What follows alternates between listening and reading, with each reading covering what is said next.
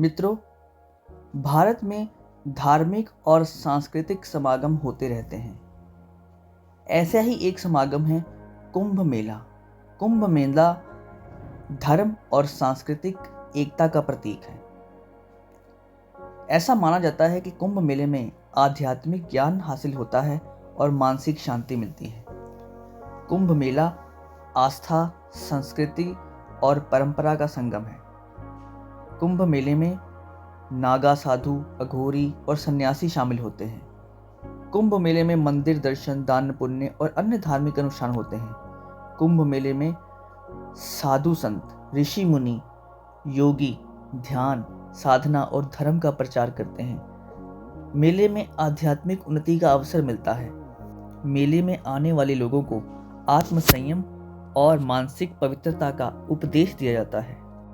कुंभ मेला हर 12 साल में लगता है। 12 कुंभ मेलों के बाद महाकुंभ लगता है और यही महाकुंभ इस बार 2025 में प्रयागराज में हो रहा है। प्रयागराज में लगने वाला कुंभ सबसे खास माना जाता है। महाकुंभ में अमृत स्नान का विशेष महत्व है। आखिर कुंभ का मेला क्यों मनाया जाता है? क्या महत्व है कुंभ के मेले का? क्यों साधु संत और आम जनमानस इस मेले का इंतजार करता है? इसे जानने के लिए हमें सबसे पहले ये जानना होगा कि कुंभ के मेले के पीछे की क्या कथा है। ये कथा है सागर मंथन की कथा, जहां से इसकी शुरुआत होती है।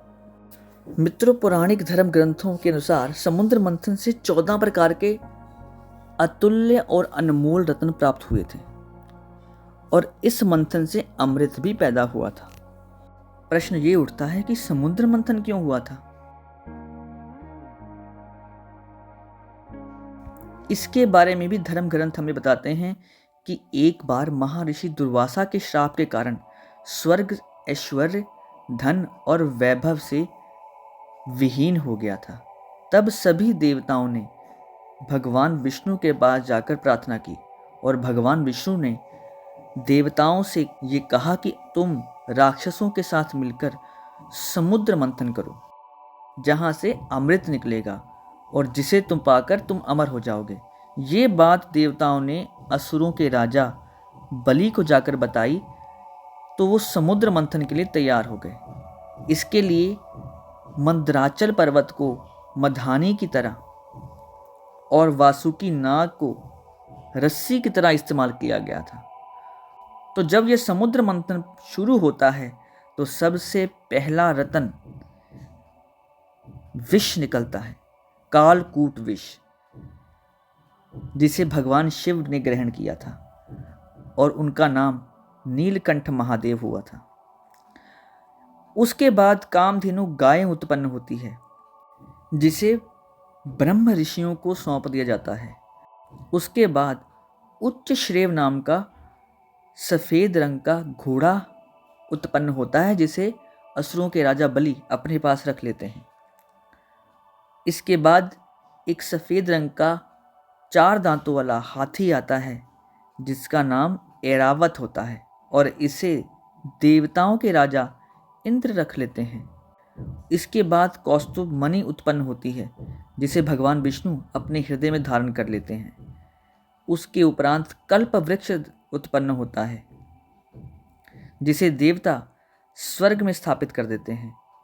तदुपरांत रंभा नाम की अप्सरा उत्पन्न होती है, जिसकी चाल मन को लुभाने वाली होती है और ये भी देवताओं के पास चली जाती हैं।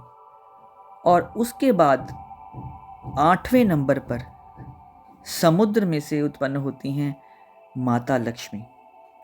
असुर, देवता, ऋषि आदि जिसे सभी पाना चाहते हैं, लेकिन माता लक्ष्मी भगवान विष्णु को अपना पति स्वीकार करती हैं। इसके बाद मदिरा उत्पन्न होती है, जो दैत्य अपने पास रख लेते हैं। और फिर 10वें नंबर पर चंद्रमा उत्पन्न होते हैं।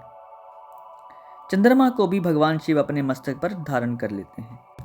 उसके बाद पारिजात का वृक्ष उत्पन्न होता है, इसे भी देवता अपने पास रख लेते हैं। तदुपरांत 5 जन्य शंख उत्पन्न होता है, जो भगवान विष्णु को मिलता है। और 13वें नंबर पर भगवान धन्वंतरी उत्पन्न होते हैं, जिन्हें भगवान विष्णु का अंश अवतार माना जाता है और यही आयुर्वेद के जनक भी माने जाते हैं। समुद्र मंथन के अंत में अमृत उत्पन्न होता है और अमृत जैसे ही निकलता है तो देवता और दानव दोनों इसे लेकर झगड़ने लगते हैं। देवताओं के संकेत पर इंद्र के पुत्र जयंत अमृत से भरा कलश लेकर भागने लग जाते हैं। अब अमृत कलश प्राप्ति के लिए देवताओं और दैत्यों के बीच 12 दिन तक युद्ध चला था और ऐसा माना जाता है कि देवताओं का एक दिन मनुष्य के 12 वर्षों के बराबर होता है। इस युद्ध के दौरान जिन जिन स्थानों पर कलश से अमृत की बूंदें गिरी थी वहाँ कुंभ का मेला लगता है और अमृत की बूंदें 4 जगहों पर गिरी थी: प्रयागराज, हरिद्वार, उज्जैन और नासिक। इस प्रकार 4 स्थानों पर कुंभ का मेला मनाया जाता है। अब मित्रों, कौन से स्थान पर कब लगेगा कुंभ का मेला, इसका निर्णय सूर्य ग्रह और बृहस्पति ग्रह की स्थिति से लगाया जाता है। जब सूर्य मेष राशि में और बृहस्पति कुंभ राशि में आते हैं तो कुंभ का मेला हरिद्वार में आयोजित किया जाता है, और जब बृहस्पति वृषभ राशि में और सूरज मकर राशि में हो तो कुंभ का मेला प्रयागराज में होता है। और उज्जैन में कुंभ का मेला तब होता है जब सूर्य और बृहस्पति दोनों वृश्चिक राशि में हो, और नासिक में कुंभ का मेला तब लगता है जब बृहस्पति और सूर्य सिंह राशि में होते हैं। जहां हरिद्वार में गंगा किनारे कुंभ मेला का आयोजन होता है, वहीं प्रयागराज में गंगा, यमुना और विलुप्त हुई सरस्वती नदी के संगम तट पर कुंभ का आयोजन होता है। नासिक में कुंभ मेला गोदावरी नदी के किनारे आयोजित किया जाता है। वहीं उज्जैन में कुंभ का मेला शिप्रा नदी के तट पर लगता है। और इसी तरह हर 12 साल में एक बार कुंभ के मेले का आयोजन किया जाता है, लेकिन हरिद्वार और प्रयाग में हर 6ठे साल में अर्ध कुंभ का भी आयोजन होता है। नासिक और उज्जैन में अर्ध कुंभ नहीं होता। मित्रों, एक मान्यता और भी है। मान्यता है कि कुल 12 कुंभ होते हैं, जिनमें से 4 पृथ्वी पर होते हैं, वहीं अन्य 8 कुंभ देवलोक में होते हैं, जिसका लाभ केवल देवताओं को मिलता है।